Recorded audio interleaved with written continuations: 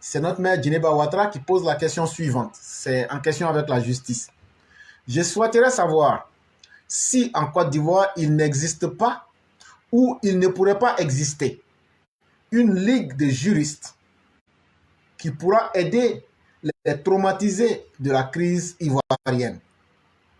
Car même si nous crions justice, nous ne maîtrisons pas les rouages de la justice, surtout en matière de crimes de sang. Et parfois, les décisions de justice semblent incongrues. De la même manière qu'un criminel peut se retrouver libre pour défaut de preuves ou défaut de procédure, c'est comme ça, un innocent se fait condamner par l'évidence des faits. C'est pourquoi je me sens comme momifié. Et nos opposants profitent de ces failles pour narguer. Et donc, en substance, c'était de savoir, est-ce qu'il existe une ligue des juristes en Côte d'Ivoire ou bien il ne pourrait pas en exister? Et donc, c'était ça sa question. Et donc, en donnant votre idée là-dessus, vous pouvez aussi faire votre conclusion en 5 minutes. Je ne sais pas si le Premier ministre est là. Ok. Ok. Donc, s'il n'est pas là, peut-être okay. Donc, on va... Bon, je suis là. Ok. Vous voulez que je reprenne la question que la mère avait posée? Non, j'ai bien compris. J'ai bien compris la question. Ok, donc vous avez la parole. Oui, en fait, il y a des associations, effectivement, qui actuellement sont dans le cadre du projet que j'ai cité là, ont été mandatées par l'AFD, par Amnesty International et par beaucoup d'organisations des droits de l'homme qui sont chargées de, comment on appelle ça, de donner une éducation judiciaire à nos populations. Et l'une des responsables, Mme Christine Koch, se débat tous les jours pour essayer quand même de faire comprendre aux gens que la justice n'est pas quelque chose d'importé d'Europe. C'est pas un luxe. Et que c'est pas un truc pour les Blancs. C'est pas un iPhone 14. Comment? Je dis c'est pas un produit de luxe. Voilà, c'est pas iPhone 14 et que tout le monde doit comprendre que la justice, les fondamentaux, là, les b.a.-ba de la justice pour montrer à tous les concitoyens que le procureur que vous voyez toujours à la télé en train de parler à la télé là, c'est votre employé. Si vous avez un problème, vous allez le voir, c'est lui qui va instruire les dossiers. Et qu'il ne sait pas, il n'y a pas de barrage entre vous. Vous présentez à son cabinet, vous lui exposez des faits, généralement les gens... Premier ministre. Oui. Pardon, nous, on ne comprend pas votre français là. Nous, on est au village. Tu es en train de me dire que Ange Kessi là, c'est mon employé. Oui. Faut pas faire me mettre en prison. Tu es en train de me dire... Ange Kessi travaille pour toi. Okay. Là, je ne savais pas. Il faut bien m'expliquer pour que moi qui suis au village, je puisse avoir confiance. Voilà, en fait, pour que les gens comprennent comment le truc fonctionne, comment on appelle ça, l'appareil judiciaire fonctionne. L'appareil judiciaire, on a trois protagonistes. Il y a les juges qui sont très indépendants. Il y a d'autres qui peuvent critiquer l'indépendance ou pas, mais le juge est indépendant, qui, eux, ont des partis pris. Et puis il y a le procureur qui est le représentant de l'État. On dit le procureur du gouvernement, mais c'est le représentant de l'État au sein de l'appareil judiciaire. Qui dit État, c'est toi, c'est moi. Donc c'est notre employé. Voilà, donc chaque procureur dans chaque tribunal est là pour le citoyen lambda, celui qui est troublé, celui qui est perturbé, qui ne sait pas où aller, ou bien quand il va à la police, on lui dit il faut quitter ici. Quand il va à la police, parce qu'ils ont des armes, ils disent toi on ne t'écoute pas. Donc aller voir le procureur. Si tu ne quittes pas, on va tirer sur toi. Voilà, si tu ne quittes pas, on n'a qu'à aller voir le procureur. Tu demandes, tu vas dans un tribunal n'importe lequel, tu demandes à voir le procureur et tu lui exposes ton problème. Tout de suite là, il va appeler. Tout de suite là, il va appeler. Donc, comme les gens pensent que, là-bas au tribunal, on juge les gens, il n'y a pas que ça. Donc, c'est parce que les gens n'ont pas cette éducation-là à la justice Puis on a l'impression que la justice est loin des populations.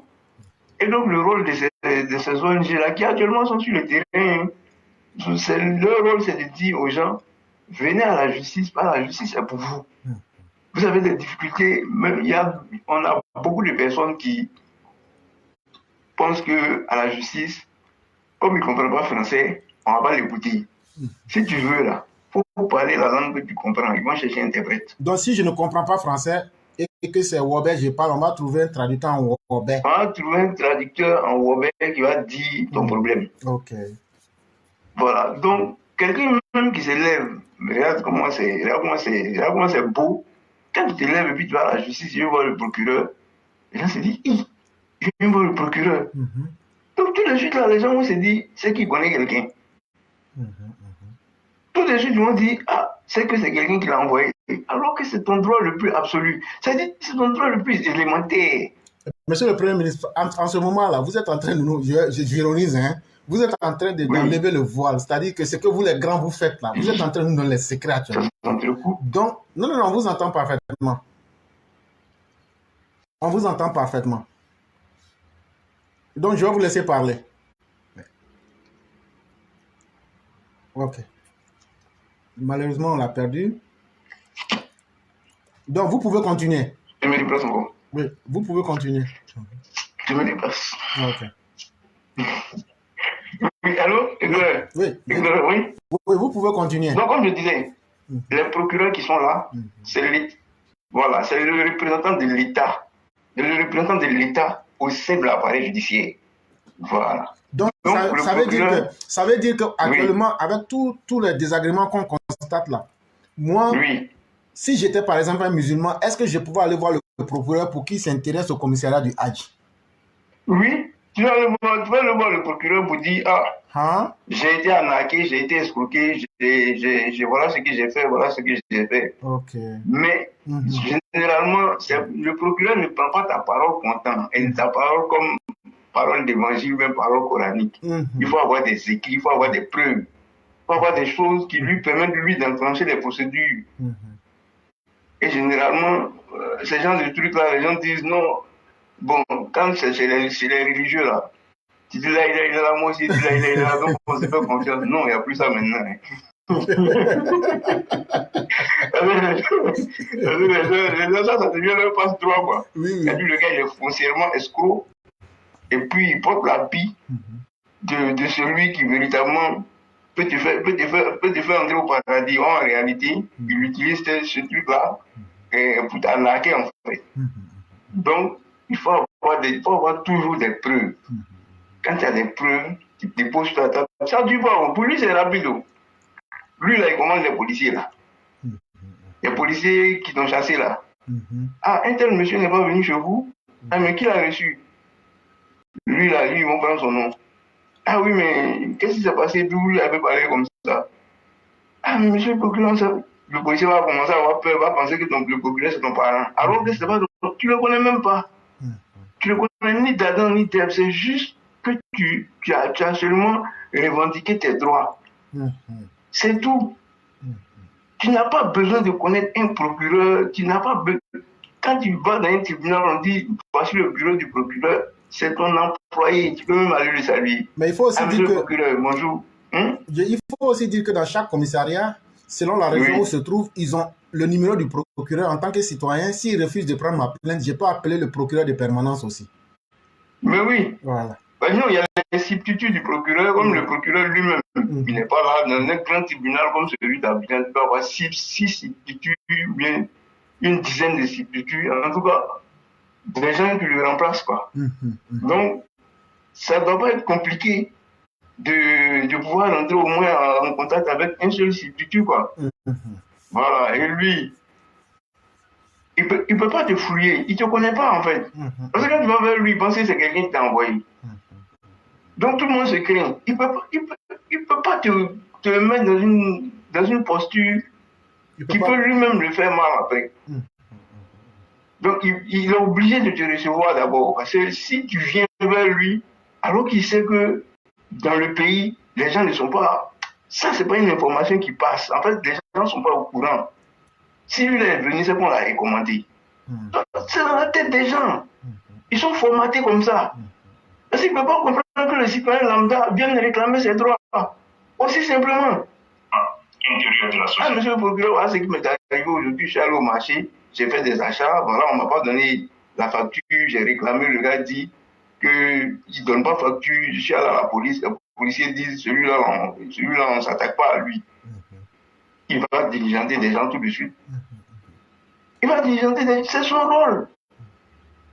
Mais si on ne connaît pas le rôle des gens qui sont à la justice, comment nous on peut s'approcher de la justice? Si on ne nous explique pas le pourquoi de celui-là, le comment de celui-là, qu'est-ce que lui a fait, quel est le rôle de celui-là, comment on va s'approcher de la justice? C'est pourquoi la communication, c'est-à-dire la communication au niveau du gouvernement, franchement, je ne sais pas, hein, mais elle est totalement inexistante, quoi. Mais ça sont des petits trucs. Quand tu vois que ça devient de manière récurrente, le citoyen se plaint de la justice, mais donnez-lui les outils. Donnez-lui les outils. Pourquoi souvent le procureur s'auto-saisit dans certaines affaires? Parce qu'il l'aurait entendu. Ou peut-être il y a une vidéo qui a circulé et puis il a vu.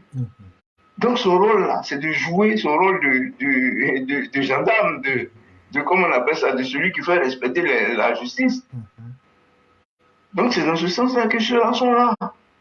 Donc tout citoyen qui s'est fait abuser, si tu veux une procédure accélérée là, va au tribunal, tu vas voir le procureur. Il est là pour toi.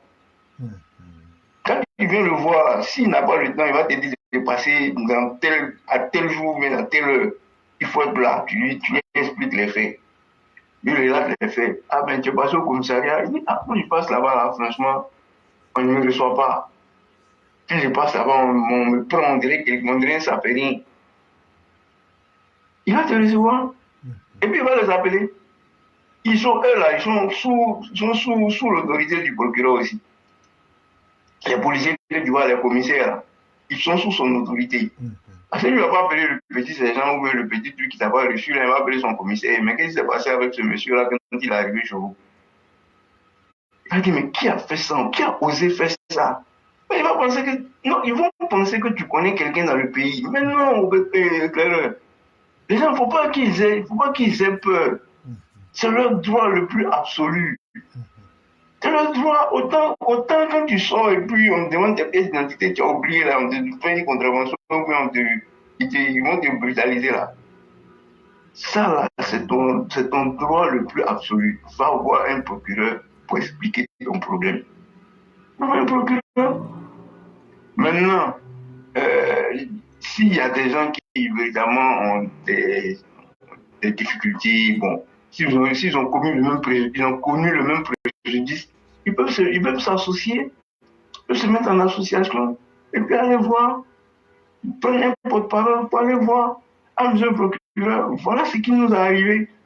On est dans tel village, on nous a vendu des terrains, voilà ce qui s'est passé, voilà ce qu'on nous a donné alors que c'est faux. Vous allez voir si vous n'allez pas avoir justice, si vous n'allez pas avoir gain de cause. Donc, c'est ce que je voulais un peu dire à la mère, quoi, pour lui dire que les instruments de justice sont là, c'est parce que nous ne savons pas comment les utiliser. C'est pourquoi aujourd'hui, bon, on va souvent les gens vont te dire que quand quelqu'un te donne crédit là, c'est pas affaire de prison, c'est une affaire civile. Donc, on ne peut pas mettre l'homme en prison à cause de crédit. Éclaireur. Les gens oublient. Parce que c'est la formulation qui fait que c'est crédit ou bien c'est abus de confiance. Moi, je te donne l'argent. Tu me dis, tu vas me donner dans 3 jours. 10 jours arrivent, tu ne me donnes pas. Mais tu as abusé de ma confiance, on ne parle plus de crédit. Hein. C'est un abus de confiance. Il faut savoir reformuler le cas, c'est tout. Voilà, c'est la reformulation. Sinon, crédit, là, ça amène l'homme en prison. Ça devient abus de confiance. Oui, il a abusé de ma confiance. Je lui ai donné l'argent, c'est vrai. Je lui ai fait un prêt, c'est vrai. Les Sénoufos aiment ça. Mais le délai qu'on s'est donné là, il n'a pas répondu à ce délai-là, donc il a abusé de ma confiance parce que moi, j'ai cru en lui. Il dit donc ça ne devient plus crédit, ça devient abus de confiance. Il va en prison. Son coton n'a pas bien donné. Et puis, il rembourse son argent. C'est ça, quoi. Donc, bon, il y a plein de petits trucs. Les gens vont prendre pour vous, ils vont prendre pour vous, comment on appelle ça? Ils vont essayer de vous mystifier. Il n'y a pas de mystère dans la justice. Si vous ne comprenez pas, vous demandez, on vous dit. Puis c'est fini. On vous parle ça en français facile, en français de Trècheville, là. Tu vas comprendre, puis c'est fini. Voilà, donc on ne doit en aucun cas désespérer de la justice.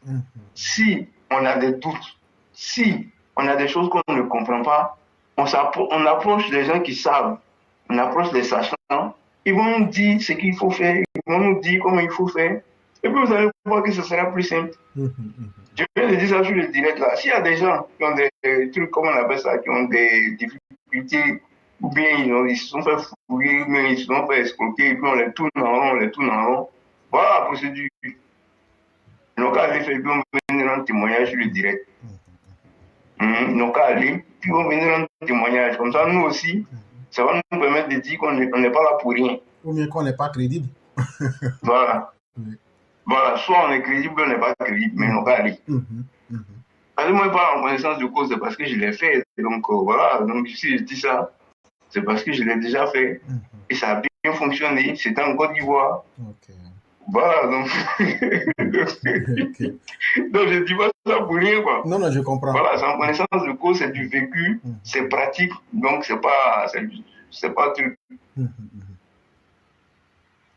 Et là, monsieur le Premier ministre, vous serez d'accord avec moi que vous voyez déjà, à travers ce que vous venez de dire là, vous ne savez pas que, peut-être même que je peux même prendre le risque de dire que c'était à cause de ces 5 minutes que peut-être l'émission de ce jour a eu lieu. Parce que vous venez de démystifier quelque chose que les gens avaient mis à un autre niveau. Et là, on ne peut pas cesser. C'est comme vous êtes en train de me dire que, par exemple, actuellement, moi, connaissant la crise de la Côte d'Ivoire et les impacts négatifs qui ont été créés, et voyant, connaissant les causes qui sont en train d'être reproduites par Damana Picasso, par les messages, ça veut dire que je peux me lever, ou même nous qui sommes soucieux de la... On peut se lever sur les différentes déclarations de Odette Lorugnon, là, vous prenez les vidéos, là, vous mettez ensemble, vous partez voir le procureur pour dire ils veulent ramener la guerre. Voilà les trucs comme ça. Donc, prenez vos responsabilités. Ils vont les convoquer. Effectivement.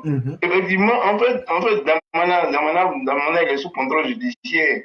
Tu sais que la justice fonctionne aussi sur plusieurs facteurs. Lorsqu'on est cassé quelqu'un, on sait que c'est quelqu'un, on sait que lui, là, si on ne le met pas ici, il va fuir. Tu vois, non? Comme il y a la surpopulation carcérale, donc il y a certaines personnes même sous contrôle judiciaire pour dire de toutes les façons, le jour où on a besoin, on va aller te chercher pour l'envoyer ici. Donc, actuellement, lui, il est sous contrôle judiciaire par rapport aux attaques des camps qu'il y a eu à l'époque à Mdotri. Voilà, son nom est sorti là-bas. Donc, c'est pourquoi on l'avait convoqué. Et on a signifié sa mise en examen. Donc, il a une épée de Damoclès sur la tête. Donc, mise en examen, là, ça veut dire qu'il va aller passer CP. Là, je joue les idiots pour que vous expliquiez un peu. Ça veut dire qu'il va aller passer CP ou bien BPC. Voilà, il a une épée de Damoclès sur sa tête. Et donc, il peut dire tout ce qu'il a envie de dire. Mais tu vas voir que dans ce temps-là, il sera bien refroidi. Parce qu'il ne pensait pas qu'un jour, la justice pourrait le convoquer. Voilà. Or, la justice, c'est comme un escargot, une tortue. Ça prend le temps. Mais quand ça arrive à ton tour, là, tu vas passer à la barre. Même Damana et tout, comment on appelle ça. En fait, les hommes politiques, ils ont une certaine dérogation, en fait. C'est la loi qui leur a permis ça. Ils ont une certaine dérogation, mais c'est en période électorale. Tu vois, c'est en période électorale, on leur a donné une sorte d'immunité. Tu vois, mais ils sont pas aussi cons. Quand Afin Guessan te dit, opposez-vous par tous les moyens, toi, tu as entendu ça comment? Ça veut dire qu'il faut prendre machette, gourdin, bois, hache, et puis aller casser mais la lui, tête du voisin. il te dit, mais dans tous les moyens là, pourquoi toi tu as vu hache dedans? Et c'est moi qui te dit prendre hache. Effectivement. Tu vois, c'est pourquoi on ne peut pas les condamner. Parce qu'il te dit, opposez-vous par tous les moyens. Il va dire, bon, formez une marée humaine, venez vous arrêter quelque part, ne bougez pas, ne faites pas ceci. En tout cas, faites des sittings. En tout cas, faites des trucs pacifiques, quoi. Mais quand toi, tu as entendu par tous les moyens, vite dans brûler le bus, là, quand tu prends tes mains en prison, tu as dit non, c'est la fille qui a dit. Et puis, il va dire, je t'ai pas dit de brûler le bus.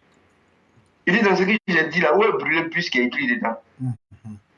Donc, tu vois, en fait, la subtilité du discours fait que les hommes politiques, c'est difficile qu'on puisse les prendre et puis on les mettre en prison par rapport à des trucs électoraux ou bien par rapport à des mots d'ordre. Parce que les mots d'ordre, il faut regarder toujours, les mots d'ordre ne sont jamais précis. Mais comme ils savent qu'ils s'adressent à des gens qui sont illettrés et cultes, et que quand ils ont dit par tous les moyens, le gars il va aller prendre sa kalachnikov pour aller tirer sur les gens. Alors qu'il va te dire, moi je te vois te prendre le fusil. Alors que c'est ce qu'il a aimé. Alors qu'il a aimé ça. Oui, en fait, c'est comme s'ils ont conditionné les gens. Quand il y a des tensions, les gens pensent qu'il faut résoudre les tensions par. C'est-à-dire, comme le dirait l'autre, vaut mieux une fin effroyable qu'un effroi sans fin. Donc il y a des gens qui veulent mettre fin à truc comme on a dit, ils veulent terminer le truc en même temps. Donc ils rentrent dans la violence. Mais au moment où tu rentres dans la violence là, le gars te dit, c'est pas ce que je t'ai dit. Quand les gens sont allés couper les arbres, vous faites tomber, et puis il y a eu tonneau, les gens sont morts. Mais c'est toi en train de mettre en prison. C'est toi qui as coupé l'arbre là, en train de mettre en prison. Parce que celui qui t'a dit de t'opposer par tous les moyens, il t'a pas dit de couper les arbres. Les métaux là. Bah, Métonbou, par exemple, ils l'ont libéré, mais bon, voilà, ils l'ont libéré. Actuellement, il fait pitié. Hein. Comment il fait pitié, bon, c'est une chose que je ne peux pas dire ici. Je te dis ça en privé. Oui.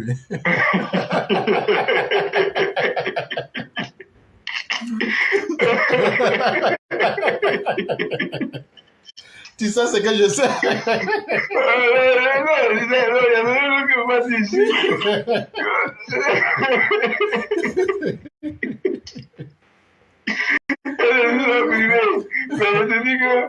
Je te dis que même ces gars l'ont abandonné. Même ceux qui l'ont envoyé l'ont abandonné. Il a fait 1 an de prison. Il est sorti de prison. Il travaillait quelque part. Il a perdu son travail. Sa femme même est décédée. Bon, il y a beaucoup de choses. Tu sais qui vient de chez nous, là, Métonbou. Donc, voilà quoi. Et surtout, ce que vous dites, c'est comme je disais, on conclut par la justice pour dire n'ayons pas peur de la justice. N'ayons pas peur de la justice. Le gars qui se met en cravate et puis vient s'asseoir, comment il s'appelle même? Adou Richard. Mais c'est un autre employé. Tous ceux qui travaillent dans son cabinet, c'est très pour nous. C'est nous, on les met au travail. Parce que s'il n'y a pas d'affaires là, eux, ils vont faire quoi? C'est nous, on les envoie à faire et puis ils traitent. Ils sont là pour ça, on les paye avec l'argent de nos impôts. Donc, ne craignez même pas. Ne craignez pas. N'ayez même pas peur. Si quelqu'un vous dit, mais pourquoi tu veux voir le procureur? Je dis non, c'est pour une affaire qui lui concerne, qui me concerne et qui lui concerne aussi. Tu n'es pas allé chez lui à la maison, tu es allé à son bureau. C'est pour ça qu'il est là. C'est pour ça qu'il est là. Ah, monsieur le procureur, il y a un tel monsieur qui veut vous voir. Lui, il est surpris parce que c'est une citoyenne lambda. Tu n'es même pas dans son agenda. Mais c'est normal que tu ailles le voir. Et c'est normal, il va te poser des questions, il va te demander des preuves, tu lui donnes toutes ces preuves-là. Il va tout de suite te donner il va tout de suite convoquer les gars. Il va appeler le commissariat qui est proche de ton affaire, là, et puis il va aller prendre le gars, et puis il va venir s'expliquer. Ne craignez même pas. C'est comme ça que la justice fonctionne. Si le citoyen se saisit de la justice, les magistrats que vous voyez là, ils seront obligés de travailler. Ils seront obligés de travailler. C'est parce que nous, on ne va pas vers eux, ils se disent, ah, s'il n'y a pas d'affaires, si ce n'est pas populaire, que nous, je ne vois rien là, c'est qu'il n'y a rien, c'est que tout va bien. Effectivement. Voilà, il y a eu un braquage, et puis tout le monde s'est dit, hey, ne dis rien, c'est nous qui venons de braquer. La dernière fois, ceux qui ont braqué, on les a arrêtés. Hein. Effectivement. Je disais ça aux gens ici, je dis, même le téléphone en Côte d'Ivoire, on trace, hein, tu perds ton téléphone. Faut pas avoir peur. Ils vont tracer, ils vont trouver, mais le prix de traçage, il a déjà payé. Oui. Le logiciel l'a déjà payé. Maintenant, si c'est un téléphone qui t'a payé à 10 000, bon, je ne pense pas que tu vas aller tracer ça. Voilà, c'est un téléphone qui t'a payé à 200 000, bon, si on te paye 10 000 pour tracer, c'est pas grave. Effectivement. Mais tu as payé un téléphone à 10 000 et puis on trace à à 10 000. Tu peux comment? Ça, c'est Sénoufo qui peut faire ça. Voilà. Donc, c'est un peu ça, quoi. Donc, je te dis, actuellement, la police, la gendarmerie, on a des forces spéciales, tout ça. Donc, la sécurité, c'est bon, quoi. Mais la justice, il faut que nous-mêmes, on bouge un peu. Il faut qu'on dise aux gens, voilà comment fonctionne la justice. Voilà, il y a des avocats, il y a ceci, il y a celui-là. Mais pour nous autres qui n'avons pas d'argent pour prendre un avocat, ou bien qui n'avons pas de ceci, ou bien notre affaire même n'a même pas encore été introduite dans la justice, on va voir le procureur et c'est lui qui va emmener notre affaire à la justice. Voilà. Le procureur, il est l'employé des citoyens. C'est lui qui représente l'État. Et généralement, les gens pensent qu'il représente le gouvernement. Non, le gouvernement, c'est pas l'État. L'État, il y a l'État. Et puis le gouvernement, bon, ils sont là, on les change. La preuve, ils viennent pour 5 ans après, ils s'en vont, non? Mais l'État est là. Hein? C'est pourquoi le même Adou Richard, tu l'as vu sous Babo, après tu vas le voir sous Ado, après tu vas le voir sur un autre. Mais la justice est là, la justice ne bouge pas. C'est comme ça que ça fonctionne. Hein?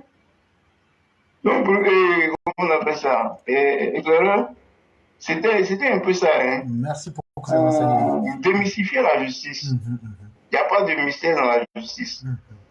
Il y a des fonds aujourd'hui qui leur ont été attribués. Ils sont en train de reconstruire les infrastructures. Ils sont en train de faire tout ce qu'ils sont en train de donner les moyens à la justice pour pouvoir nous aider. Mais pour tous ceux qui aujourd'hui ont un souci, vous pouvez saisir, si vous êtes dans un tribunal, je ne sais pas, à Daloa ou bien, je ne sais pas, à Tabou, ou bien à Gagnoa, vous saisissez le procureur de ce tribunal-là. Il va instruire votre affaire. Et je pense que ça va aller même plus vite, parce que lui, c'est lui qui représente l'État là-bas. Donc, il va faire rapidement, ça va passer devant les juges. Donc, c'est un peu ça. Et puis, à chaque fois quand tu vas voir un procureur, il va penser que c'est quelqu'un qui t'a mandaté auprès de lui. Donc, mettez ça aussi dans la tête pour dire qu'à chaque fois quand tu vas aller voir un procureur, il va penser, comme l'information ne circule pas, il va penser que c'est quelqu'un qui l'a recommandé. Donc, il est obligé de travailler parce qu'il ne sait pas qui t'a envoyé. Il ne sait pas qui t'a envoyé. Il va se dire, ah, que ça, c'est un grand type qui l'a envoyé. Ou bien c'est un cochu du pays qui l'a envoyé. Il te dit, levez-vous, allez le voir. Il ne fera rien d'autre que de vous rendre justice. C'est tout. Vraiment, merci infiniment pour ces enseignements. C'est ça ma conclusion. Et sur ce, bon, je ne sais pas si demain on sera là. Non, demain on sera là. Demain on sera là. Si on est là demain, on va parler d'un autre sujet. Les sujets qui seront récurrents dans la discussion. Effectivement. On va essayer de reprendre ça et puis on va voir un peu dans le fond. On va gratter un peu dans le fond. Quoi. Il n'y a pas de problème. Ça sera avec beaucoup de plaisir. Merci infiniment pour tous ces enseignements. Je vous en prie, monsieur. Abdul, vous avez vos 5 minutes. Oui, alors, bon, surtout, je tenais à dire, moi j'ai une anecdote pour faire un peu rire le Premier ministre. Il y a un Sénoufo et puis un Yacouba. Ils ont décidé de faire champ de coton ensemble. Maintenant, ils sont allés chez un boulot. vous riez déjà. Alors que... Et ils vont, avant d'aller faire leur champ de coton, ils vont chez un gourou pour aller prendre crédit pour payer engrais. Et il se trouve que dans le processus, le champ là, au début là, ça donnait envie. On dit non, ceux-là vont récolter coton là même, non, ça sera premier choix même, dernier cri. Il ne sait pas qu'est-ce qui s'est passé. Changement climatique est passé là en même temps. Au moment où le coton là devait pousser. Au moment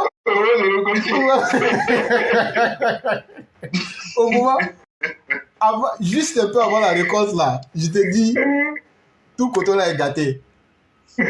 Maintenant, comment aller dire au gros que c'est gâté? Le gros dit qu'ils l'ont doublé.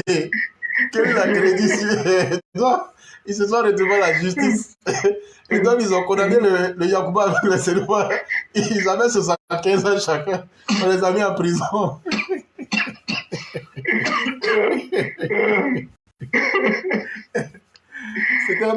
C'était pour détendre un peu l'atmosphère. Et donc, voilà. Donc, Abdou, vous avez la conclusion. Ok, vraiment, merci beaucoup. Merci beaucoup au Premier ministre. Parce que le Premier ministre, vraiment, ton intervention de ce soir, ça m'a permis de comprendre énormément de choses. Parce que nous qui ne sommes pas ces personnes-là qui sont dans le monde de la justice, point du droit, là, vraiment, c'est ce que tu dis là, c'est ce qui te condamne. Donc, merci pour l'exemple que tu as pris pour illustrer ce que tu as dit en prenant les propos du pasteur Alain Nguessan. Moi, ce que je comptais dire en toute sincérité, cher frère, à la question de la sœur, elle a parlé d'une ligue. Bon, moi, par rapport à la ligue, moi, je dirais qu'il peut y avoir une ligue en Côte d'Ivoire. Mais pour moi, cette ligue-là sera peut-être le bras caché d'un parti politique derrière. Donc, finalement, ces personnes ne feront pas le travail. Parce que quand on regarde aujourd'hui la situation politique de la Côte d'Ivoire, j'ai l'impression que ces politiciens, afin de pouvoir atteindre leur objectif, c'est-à-dire, ils sont partout. Ils ont investi partout, même la juridiction. Tout a été... C'est-à-dire, quand ils entrent aujourd'hui quelque part en Côte d'Ivoire, ça a la coloration, soit d'un parti au pouvoir, des opposants. Donc ça fait qu'ils ne viennent pas pour défendre réellement les Ivoiriens. Chacun fera ses choses en fonction de son bord politique. Et la preuve est également, on l'a dans l'enseignement. Lors de l'émission d'hier, cher éclaireur, vous-même vous avez eu à dire un peu, décrit ce qui s'est passé au niveau de l'enseignement, les différents syndicats, tout ça. Mais nous savons que tous ces syndicats d'enseignants-là, il y a un bras caché derrière, d'un parti politique derrière. Donc, du côté de la justice, moi je pense aussi que c'est comme ça. Raison pour laquelle des choses traînent. Maintenant, là où je veux en venir, en deuxième point, et c'est pas, cher aîné, sur notre plateforme, on demande toujours aux gens, si vous avez les preuves, apportez-nous les preuves, nous on va faire parable à votre place. Est-ce que les gens viennent avec les preuves? Les gens ne viennent pas avec les preuves. Donc, en gros, c'est pour dire qu'aujourd'hui, ce manque de justice qui est en Côte d'Ivoire, les hommes de droit sont responsables, la population également est responsable. Parce que la population ivoirienne aujourd'hui, on n'est pas habitué à parler avec les preuves. C'est-à-dire, ta parole contre ma parole, oui, il t'a donné crédit, oui, tu m'as dit, tu vas me faire, mais ta parole contre ma parole, est-ce qu'il y a quelque chose d'écrit? Il n'y a pas quelque chose d'écrit. Sinon, un être humain, quand il a toutes les preuves en sa faveur, il va remuer ciel et terre pour que justice lui soit rendue.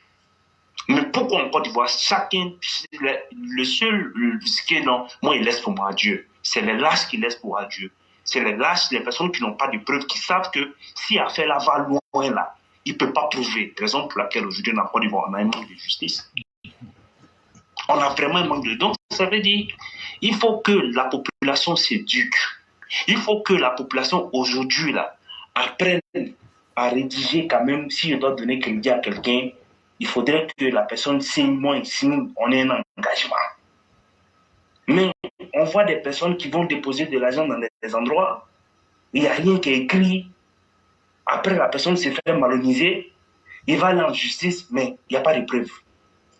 Il va dire, moi, il laisse pour moi à Dieu. Il laisse pour moi à Dieu. Donc, vraiment, il faudrait que les magistrats qui sont sortis récemment, ces personnes qui ont été là, même les différents avocats en Côte d'Ivoire, s'ils veulent réellement faire la justice en Côte d'Ivoire, ils savent quoi faire. Parce que ce sont eux qui sont à l'école. Ils savent quoi faire.